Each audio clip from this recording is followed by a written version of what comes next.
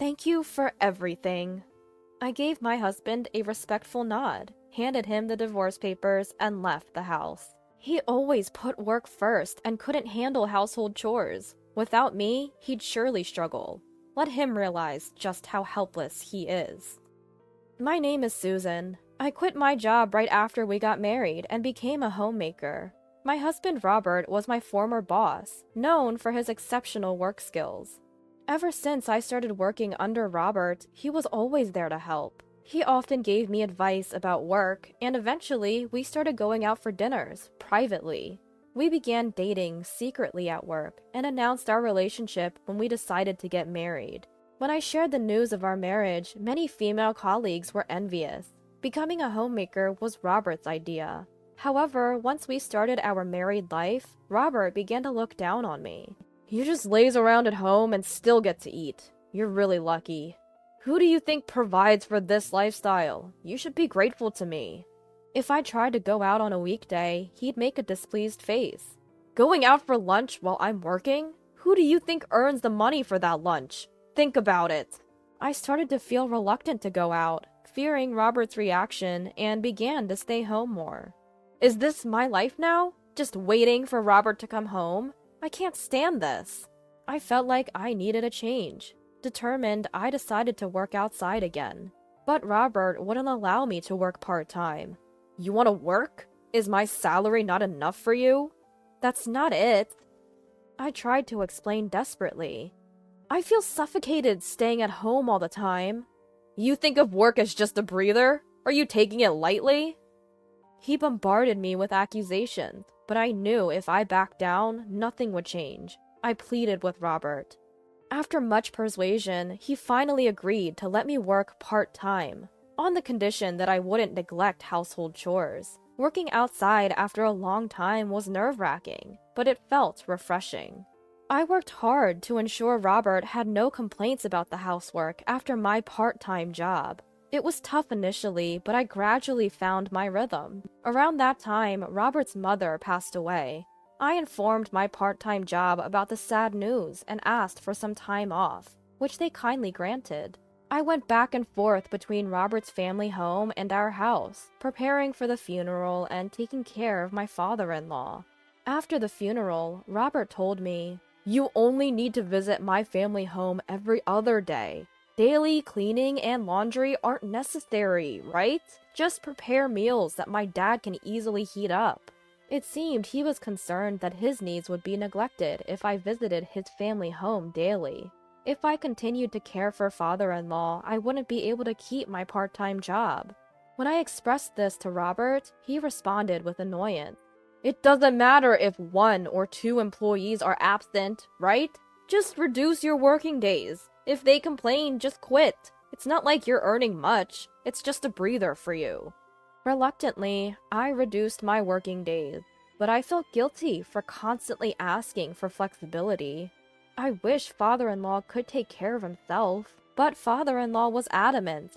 Household chores are a woman's job. He wouldn't do any cleaning or laundry. He was also picky about food. "This is too salty." Or, "I want something else," were common complaints. Because of this, I often returned home late from his place. One such day, father-in-law didn't want to eat the pot roast 2 days in a row. I had to prepare another meal, which made me late. "You're late! What were you doing? Where's my dinner?" Robert, already home, shouted angrily. "I'm sorry, father-in-law wanted something different, so I had to make another meal. I'll serve dinner right away." I served Robert the pot roast I brought back. "What's this? You promised to take care of the house as usual, right? If this happens again, you'll have to quit your part-time job." "Wait a minute. I was late because I went to your family home, not because of my part-time job." "Enough! You're stretched thin because of that part-time job. Don't ever make me wait again after I come home from work."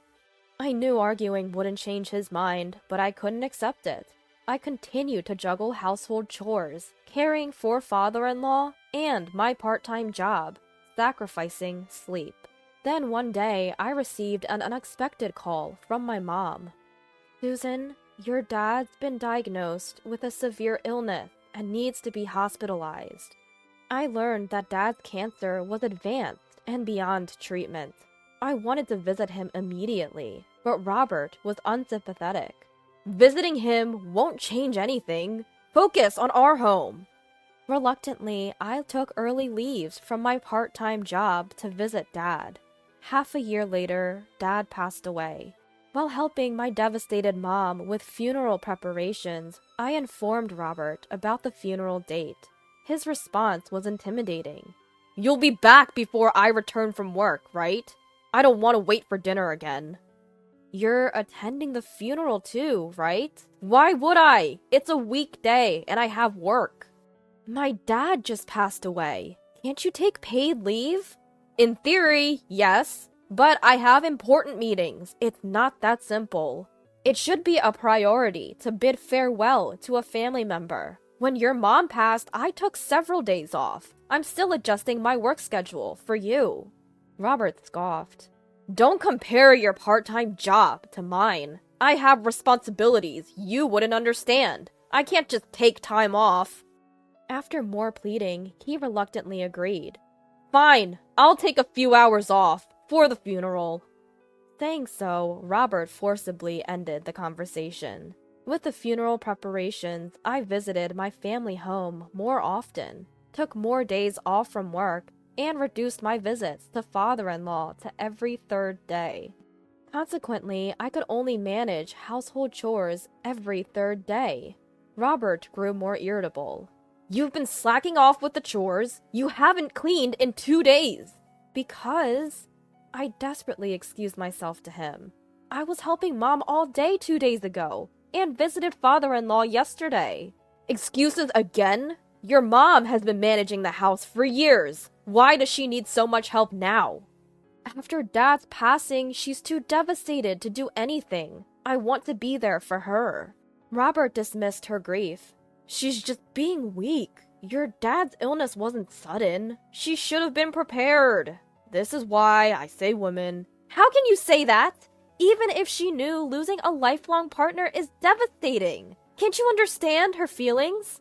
"I'm saying she should face reality. Your dad should have planned better. Leaving without preparing his wife is irresponsible." "How can you speak of my family like that? Don't you have any respect for them?"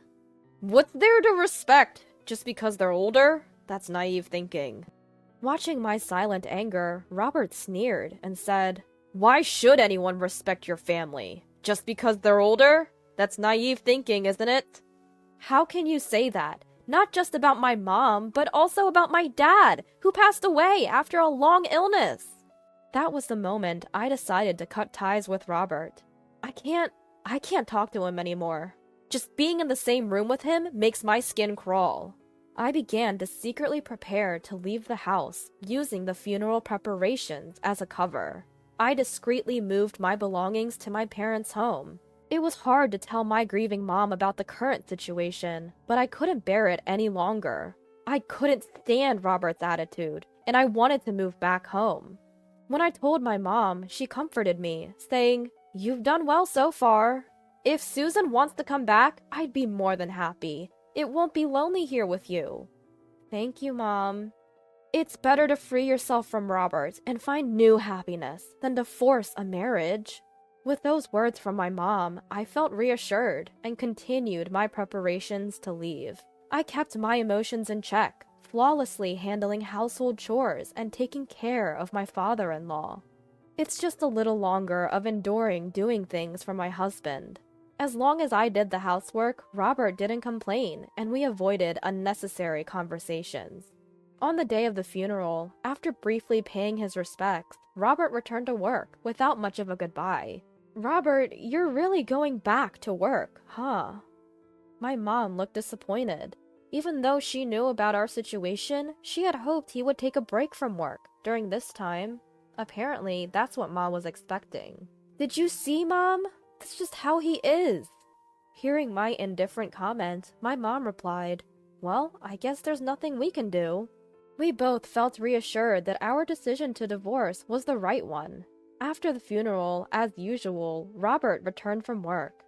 "I'm back." "Welcome home," Robert shouted at my curt response. "Welcome home? That's it? I took time off work for the funeral because of you. You should thank me." "Thank you?" "Yes, your family interfered with my work. Now say it." Robert sat arrogantly on the sofa, waiting for my response. I bowed slightly to him and said, "Thank you for everything so far." "What did you just say? So far? What do you mean?" I quickly handed Robert the divorce papers. "What? Divorce papers? What's this about?" "It means exactly what it says. I want a divorce." Robert burst into laughter. "Ha ha ha! You think you can live without my money? If you have time for jokes, make dinner." "I'm serious. I'm leaving to live with my mom. She's okay with it. I've saved some money from my part-time job, and they're considering offering me a full-time position." "What? A full-time job? For someone as inefficient as you?" "Goodbye."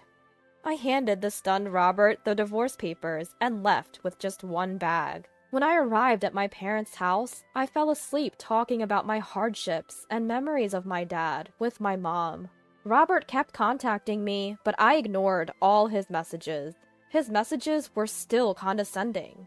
"How can a wife leave her husband like that? Apologize and come back, and I'll forgive you this time." Ignoring him was the right choice. Robert never came to my parents' house. His pride wouldn't allow it. Thanks to that, my mom and I lived peacefully. A few days later, I realized I left something at the house and sneaked back while Robert was at work. The house was a mess.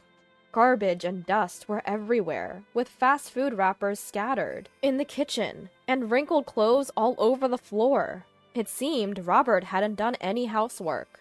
I wonder how his dad is doing. As I wandered near Robert's family home, I saw his dad and a caretaker talking at the entrance. Apparently, there were complaints from neighbors about a foul smell from the trash-filled room. "If things don't improve, you need to leave immediately." "I understand. I'll go to my son's place." That's what father-in-law told caretaker. His son's place? If his dad goes there, it'll just add another man who can't do housework, and the trash will pile up even more.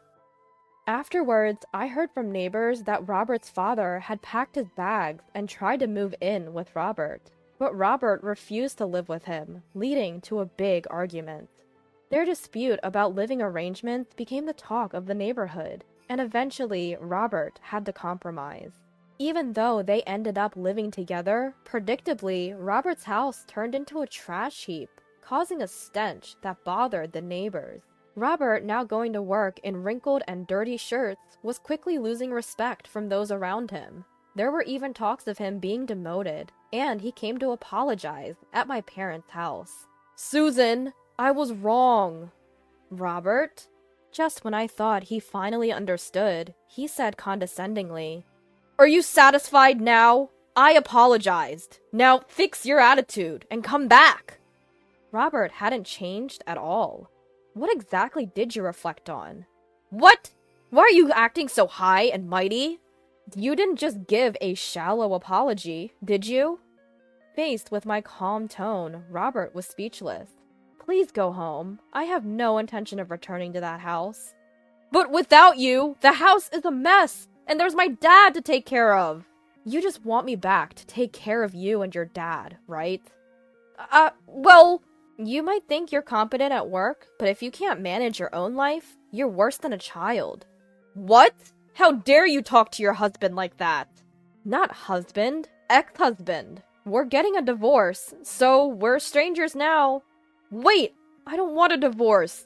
"Shut up. I am not your servant. You always look down on homemakers.